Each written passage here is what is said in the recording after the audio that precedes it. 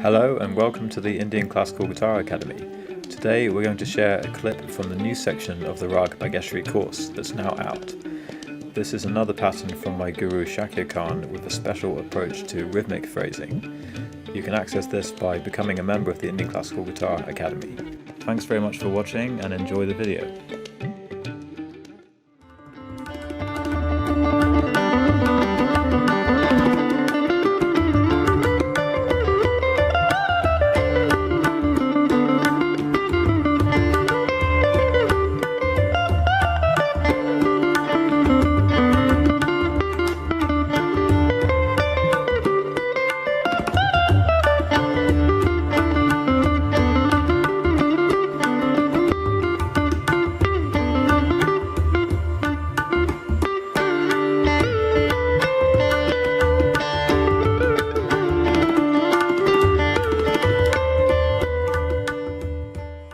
So that's the end of that now. It's got back to the main theme again.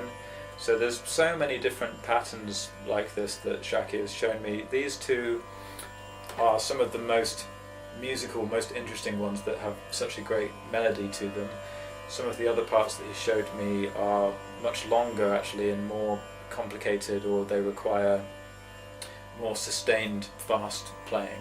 But I wanted to start opening up this material because it's so interesting and it really helps to develop your rhythmic sensibility. So I found that after learning patterns like this, once I started to improvise, I just found that I was more involved with the rhythm in a more lucid way. I had more of a feeling of leaving gaps and stretching out phrases and just having these different ideas of taking a set group of notes and then just stretching the rhythm or squashing it down and putting gaps in different places. So it just helps you to be more playful.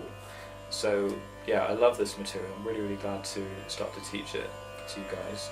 So enjoy that, just go through it slowly.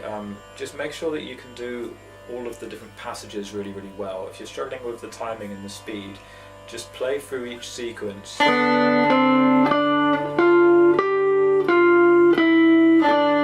just repeat it, for example, each one. Just learn each phrase in that kind of detail so you're comfortable, then try and get it rolling and get it to a more comfortable speed, and then you'll start to be able to change the rhythm around, but your hands will still know where you are in the sequence. They'll still know what the phrase is doing. So the rhythmic independence, you only can start to play with that more once your hand is really comfortable and you know all the notes you're playing. Then it frees you up a little bit more to be a bit more sensitive with the rhythm and keep that sense of timing, even if it's doing something a bit contrary to what it sounds like the rhythm cycle is doing. It kind of pushes against the rhythm cycle, and then it cleverly has a way of just slotting back in place as if it was, as if it hasn't really gone anywhere. It's always been perfectly in line with the rhythm cycle, but it was just pushing things in a slightly different direction, but then always dropping back in the perfect place. So this is the idea of rhythmic dissonance, when rhythmically it sounds like there's tension, but then it resolves perfectly. That's the basic idea musically. That's the aesthetic that you get from a tihai. So even just the most simple one, like 1 2 3 4 5, 1 2 3 4 5, 1 2 3 4 5. So the first one is just 1 2 3 4 5.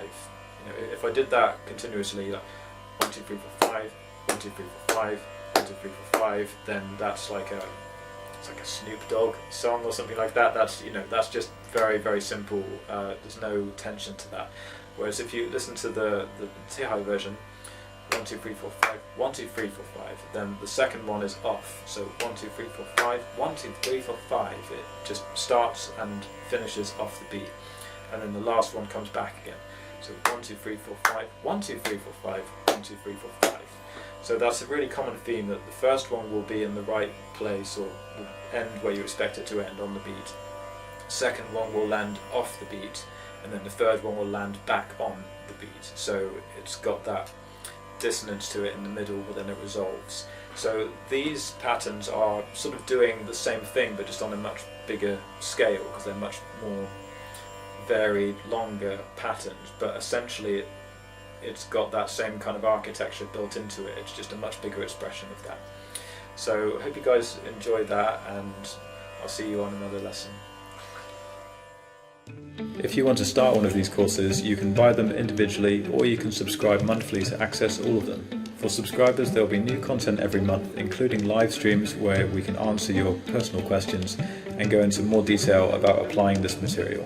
So far we've covered Raag Yaman, Raag Bageshree, Jog, Hamsadwani, Kafi and Raag Malkauns, and there's much more to come.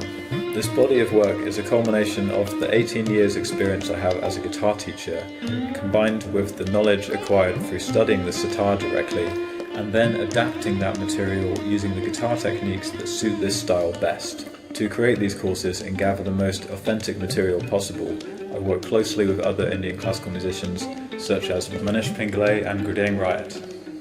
I'd like to give a special thanks to my guru Roopa Panesar, who has guided me in the creation of these courses. Much of the material has been adapted directly from my training with her.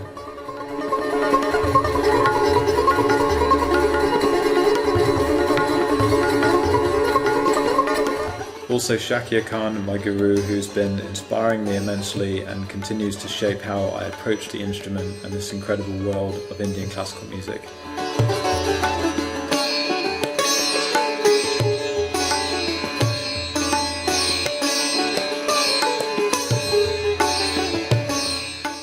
So come and join us at the Indian Classical Guitar Academy to start this journey.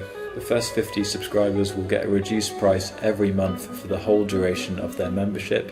So come and be one of the first guitar players to realise what it means to be an Indian classical musician.